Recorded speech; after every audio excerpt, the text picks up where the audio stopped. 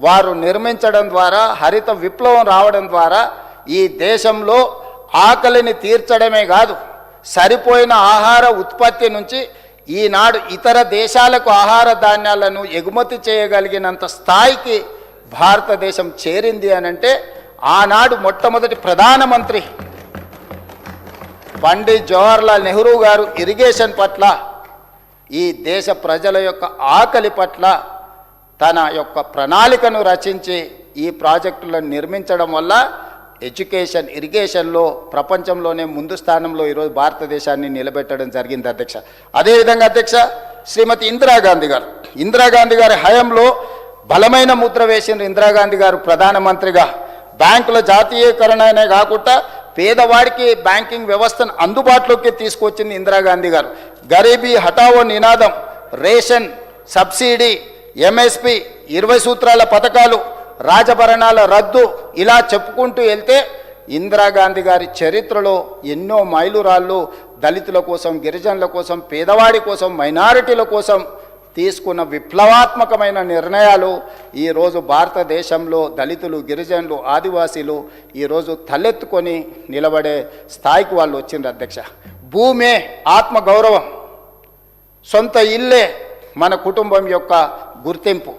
అలాంటి పేదవాడి గుడిసె నుంచి, తాటాకుల నుంచి సొంత ఇంటికి ఇల్లు ఇవ్వడమే కాదు, ఏమీ లేని పేదవాడికి ఇంటి పట్టాలను ఇచ్చి, ఇందిరమ్మ ఇండ్లను ఇచ్చి, అదేవిధంగా పేదవాడికి అసైన్మెంట్ పేర్ల మీద అగ్రికల్చర్ సీలింగ్ యాక్ట్ తీసుకొచ్చి జమీందారులు, జాగీర్దారులు, భూస్వాములు, దొరల దగ్గర వేలాది లక్షలాది ఎకరాల భూములు ఉంటే ఆ భూములను శ్రీమతి ఇందిరాగాంధీ గారు ప్రభుత్వం స్వాధీనం చేసుకొని ఈరోజు ప్రతి గ్రామంలో, మీరు ఏ గ్రామానికైనా వెళ్ళండి అధ్యక్ష, ఈ శాసనసభలో నాకు తెలిసి 90% దళితులు, గిరిజనులు ఎవరైతే శాసనసభ్యులు ఉన్నారో వాళ్ళ తాతలకో, వాళ్ళ ముత్తాతలకో, వాళ్ళ తండ్రులకో ఇందిరమ్మ ఇచ్చిన అసైన్మెంట్ భూములకు వాళ్ళు యజమానులుగా మార్చి ఆత్మగౌరవంతో బ్రతకడానికి ఈరోజు పేదవాడికి భూమి ఇచ్చింది అని అంటే ఈరోజు ఇందిరాగాంధీ గారు ఆనాడు తీసుకున్న సాహసోపేతమైన నిర్ణయం అధ్యక్ష. మొదటి తరం నెహ్రూ, ఇందిరాగాంధీ గారి దేశానికి అందించిన సేవలు 40 సంవత్సరాలు, 1950 నుంచి 1990 వరకు 40 సంవత్సరాలు దాదాపుగా వీళ్ళు తీసుకున్న నిర్ణయాలు ఎన్నో రకాలుగా ఈ దేశంలో ఉండే పేదలను ప్రభావితం చేసింది. నిరుద్యోగ యువకులను, విద్యార్థులను ప్రభావితం చేయడంతో 1990 వరకు ఈ దేశం ఒక బలమైన ఆర్థిక వ్యవస్థగా నిలబడ్డది అధ్యక్ష. 1990 తర్వాత ప్రపంచంతో పోటీ పెరిగింది, ప్రపంచంతో పోటీ పడాల్సిన పరిస్థితి వచ్చింది, ఎన్నో సవాళ్ళను ఎదుర్కొనే పరిస్థితి, దేశం ఆర్థికంగా చితికిపోయింది. దేశ ఆర్థిక వ్యవస్థను పరిశీలించినప్పుడు భాండాగారంలో నిధులు లేవు, దేశం దివాలా అంచులోకి వెళ్ళిపోయింది. అప్పుడు తెలంగాణ బిడ్డ మంతని శాసనసభ నియోజకవర్గం నుంచి మా మిత్రులు శ్రీధర్ బాబు గారు ఎక్కడి నుంచి అయితే శాసనసభ్యుడిగా ప్రాతినిధ్యం వహిస్తుండో ఆ శాసనసభకు ప్రాతినిధ్యం వహించిన ఒకనాటి ముఖ్యమంత్రి పివి నరసింహారావు గారు తెలంగాణ బిడ్డ 1991లో ప్రధానమంత్రిగా బాధ్యతలు చేపట్టి ఈ ఆర్థిక వ్యవస్థను, దేశంలో ఉన్న క్లోజ్డ్ ఎకానమీని ప్రపంచంతో పోటీ పడే విధంగా తీర్చిదిద్దాలి అని అంటే సరళీకృత విధానాలను తీసుకురావాలి. సరళీకృత విధానాలు అంటే లిబరలైజేషన్, ప్రైవేటైజేషన్, గ్లోబలైజేషన్, ఫారిన్ ఇన్వెస్ట్మెంట్ను, డైరెక్ట్ ఇన్వెస్ట్మెంట్ను దేశంలోకి ప్రవేశపెట్టి ఈ దేశంలో ప్రపంచంలో ప్రఖ్యాతిగాంచిన పలు సంస్థలను ఆహ్వానించి పెట్టుబడులు పెట్టడానికే కాకుండా ఈ దేశంను తీర్చిదిద్దిండ్రు.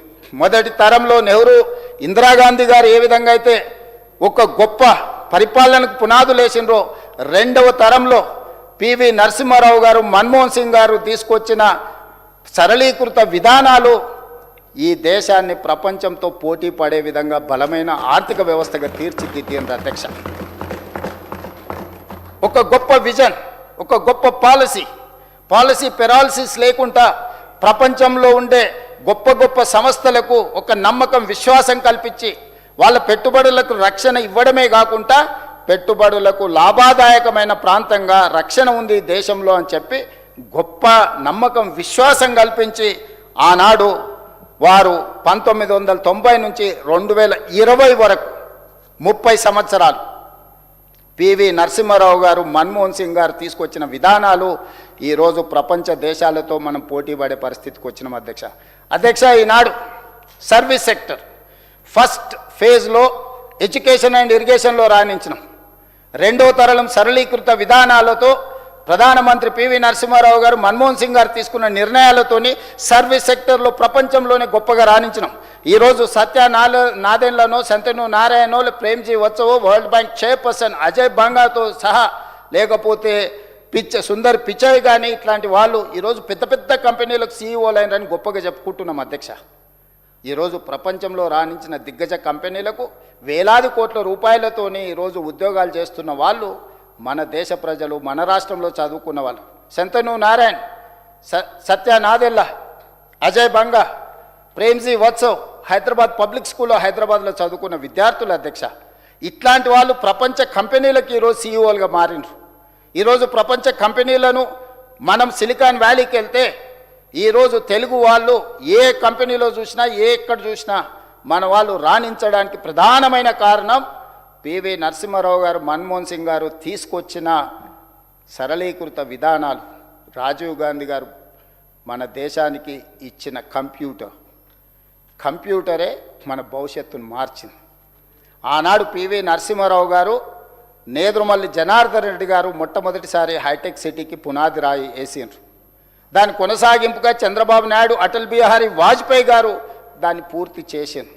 ఈరోజు ప్రపంచంలో దిగ్గజాలైన ఐటీ కంపెనీలు హైదరాబాద్ నగరంలో హైటెక్ సిటీ కూతవేతు దూరంలో ఇన్ఫోసిస్, మైక్రోసాఫ్ట్, గూగుల్ లాంటి సంస్థలు, విప్రో లాంటి సంస్థలు, ఇట్లా నేను చెప్పుకుంటూ వెళ్తే కొన్ని వందల కంపెనీలు రావడానికి ప్రధానమైన కారణం పివి నరసింహారావు గారు, అదేవిధంగా డాక్టర్ మన్మోహన్ సింగ్ గారు. వాళ్ళు తెచ్చిన సరళీకృత విధానాలు ఈరోజు ప్రపంచ కంపెనీలకు మనం సీఈఓలుగా మారిన అధ్యక్ష.